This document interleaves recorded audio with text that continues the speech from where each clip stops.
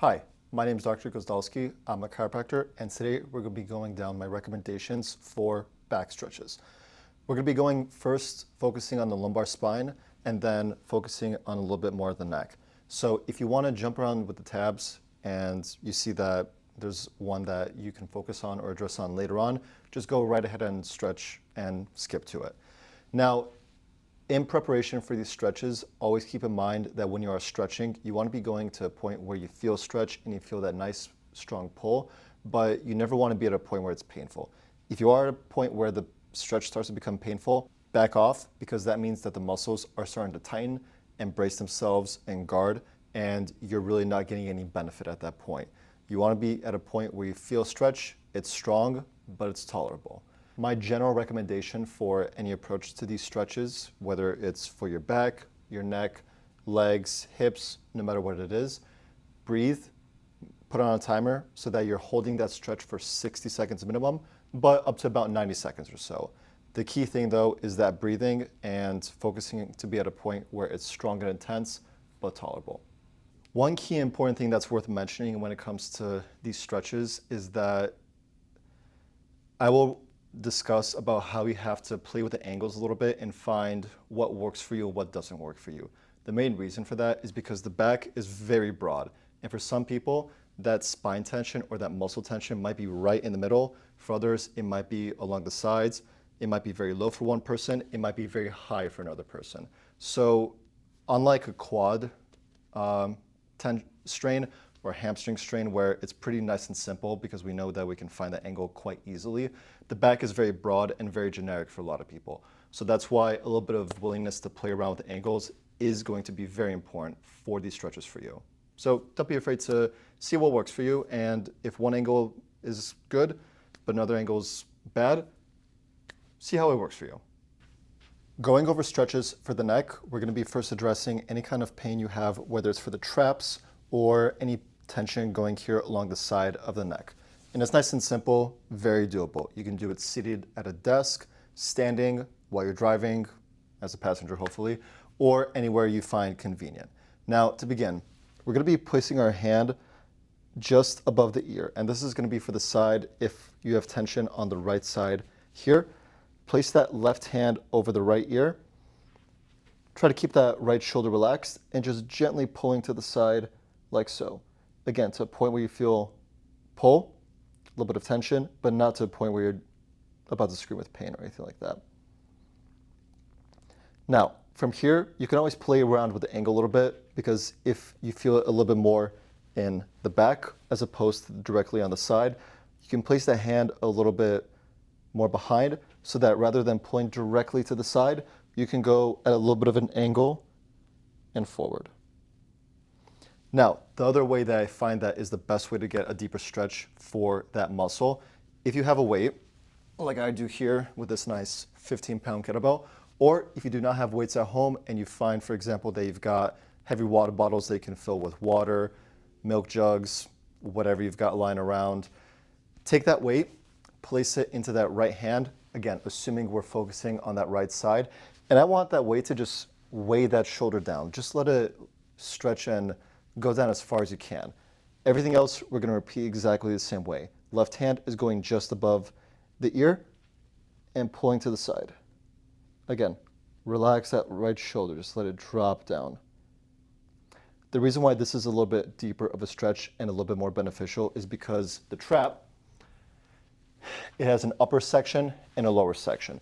By focusing on just that head portion, we're primarily stretching out the upper portion of the trap, but by letting that weight drag that shoulder down, we're addressing both the upper and the lower. Kind of a little bit more of everything for that muscle. Now, focusing on a stretch primarily for just directly along the back of the neck.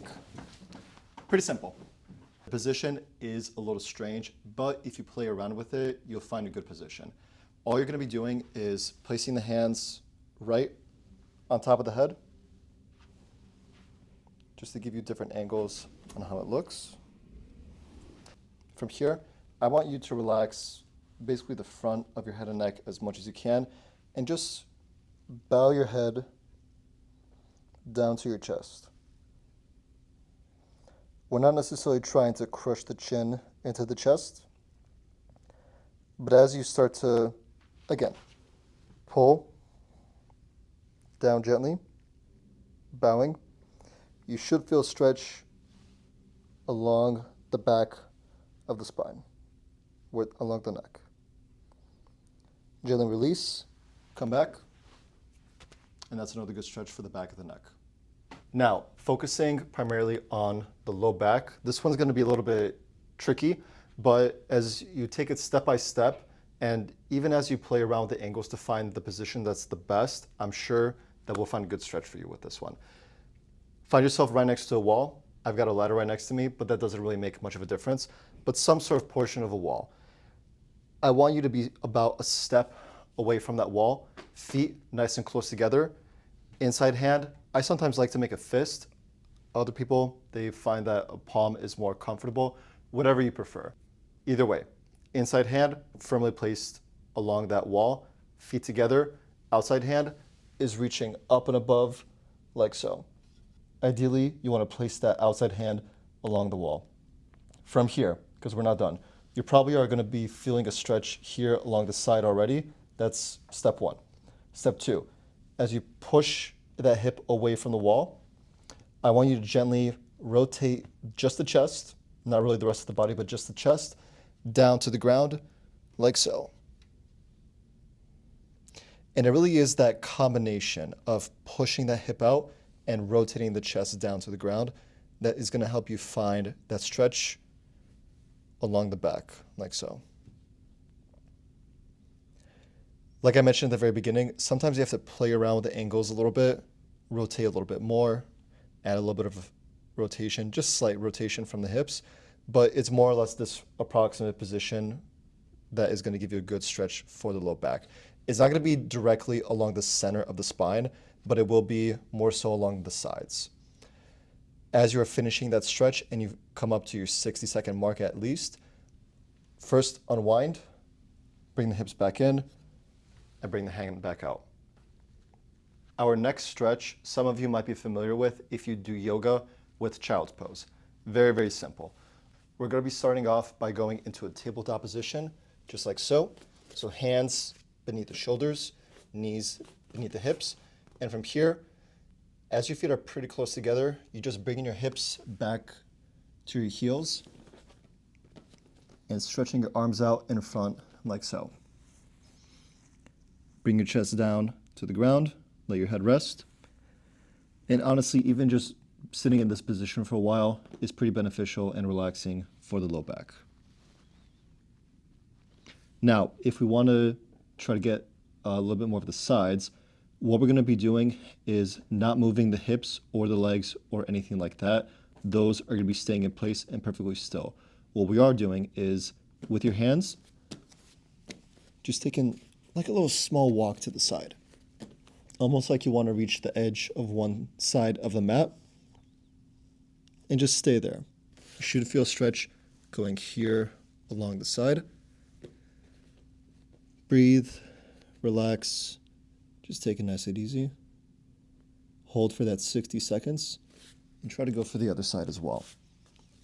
Again, just walking the hands gently. Hips are not moving. Your hips are seated just above your heels, almost resting on top of them. Breathe, look for the stretch, not for the painful pull. And then when you're ready, walking back and coming up. Another good stretch for the low back.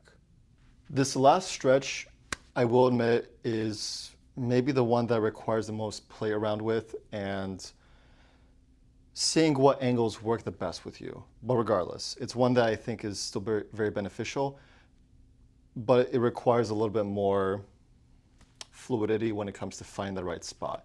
Either way, find a wall or a nice sturdy door. This is what I've got right behind me.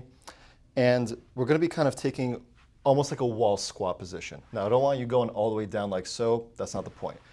I don't want the knees to be fully locked out, but I don't want the knees to be fully bent either.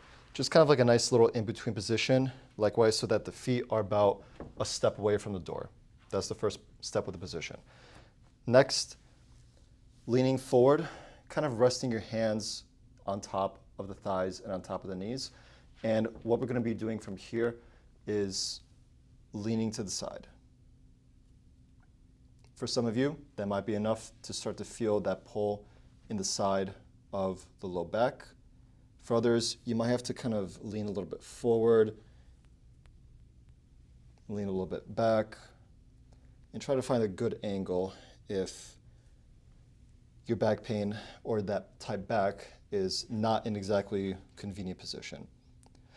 When we come back and we're done with the side, like I said, starting off, if we want to get the other side, leaning, hands are resting on top of the thighs, and just leaning to the side. As I mentioned before, lean a little bit back if you want to see if one angle helps, or leaning a little bit more forward to see if another angle helps. But either way, you want to try out one side, then the other. When you're done with that 60 seconds, come back to the middle, relax, and that's it.